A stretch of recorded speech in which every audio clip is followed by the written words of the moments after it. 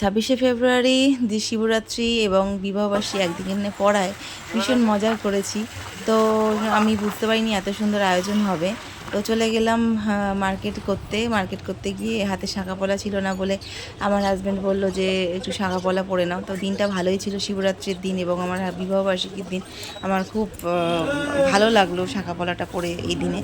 এবং তারপরে চলে গেলাম ফলের বাজারে, ফল ফুল সবজি যা লাগে কিনলাম। কেনার পর আমার একটা গিফট নেওয়ার ইচ্ছে ছিল, যে মাইক্রোওভেন আমার খুব প্রয়োজন, ঘরে খুব দরকার ছিল মাইক্রোওভেনটা। তো মাইক্রোওভেন নেব করেছিলাম। তো এই সিচুয়েশানে দেখলাম যে এই একটা সুযোগ গিফট নেওয়ার। তো আমার হাজব্যান্ডকে বললাম যে অন্য কিছু দিতে হবে না, একটা মাইক্রোওভেন কিনি চলো আজকের দিনে। তো ওই শোরুমে চলে এলাম, গেট স্ট্যান্ডে চলে এলাম, এসে মাইক্রোওভেনটা পছন্দ করে চলে এলাম। এবং বাড়ি এসে শিবরাত্রির দিন তো ঘরে পুজো টুজো করে মন্দিরে চলে গেলাম।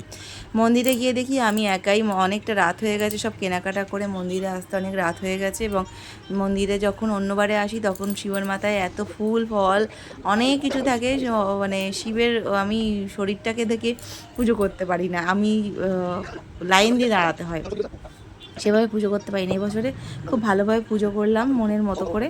এবং রাত্রিবেলা বুঝতে পারিনি একটা গিফট পাবো, যাই হোক গিফট পেলাম।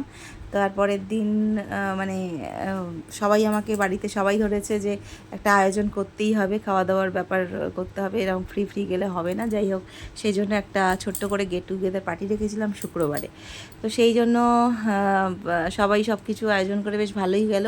হাজব্যান্ডকে আমি কিছু গিফট দিলাম, হাজব্যান্ডও আমাকে গিফট দিল। সবাই আমার জন্য প্রচুর গিফট নিয়ে এসেছে, আমি খুব ভালো লেগেছে, গিফট পেতে সবার ভালো লাগে, আমারও ঠিক ভালো লাগলো। তো এবার আমার বাড়িতে সবাই, এই যে আমার মামার বাড়ির সবাই রয়েছে, বড় মামি, মেজো মামির শরীর খুব খারাপ, জ্বরের জন্য আসতে পারিনি, মাসি মেশো, ছোটো মামি, এটা হচ্ছে আমার মাসি, এটা ছোটো মামি, আগের যে দেখালাম উনি হচ্ছে বড় মামি, এটা আমার ভাই, মা, এটা মা, বড় মামা, তারপরে আছে ছোটো মামা, তারপরে আছে মেজো মামা। বললাম মেজো মামির শরীর খারাপ, মানে জ্বরের জন্য আসতে পারিনি মেজো মামার মেজো মামি। যাই হোক এখানে সবাই উপস্থিত, আমার পুরো ফ্যামিলি, পুরো ব্যাটালিয়ানটা, আমার ভাই বোন, আমি সেজে গুজে এসেছি, দেখলাম ভিডিও করছে, হাই বলে দিলাম এর জন্য। তারপরে কেক কাটার আয়োজন হচ্ছে। তো এবার কেক কাটাটা শুরু হয়ে যাচ্ছে। তো সবাই মিলে একটা আনন্দ হচ্ছে, ভীষণ মজা করে দিনটা কাটালাম।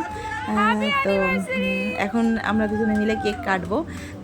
তো সবাই আর কি আমার বাড়িতে আসাতে একটা ঘরটা গমগম করছে আনন্দে, একটা অন্যরকম ব্যাপার সন্ধেবেলাটা, সবাই হাততালি দিচ্ছে, একটা অন্যরকম ফিলিংস, মানে বিশাল ব্যাপার, একটা মনে হচ্ছে নিজেকে স্পেশাল ব্যাপার আমার নিজে। তো যাই হোক ছোটো মামি বলছিল বল আই লাভ ইউ, বলতে আর কি মেরে আই লাভ ইউ করছি। তো দুজনদেরকে কেকটা খাইয়ে দিলাম। এবার বাড়িতে সবাই থাকলে যেটা হয় বক বক করছি। তো আমাদের বাড়িতে সবাই মিলে থাকলে একটা অন্যরকম।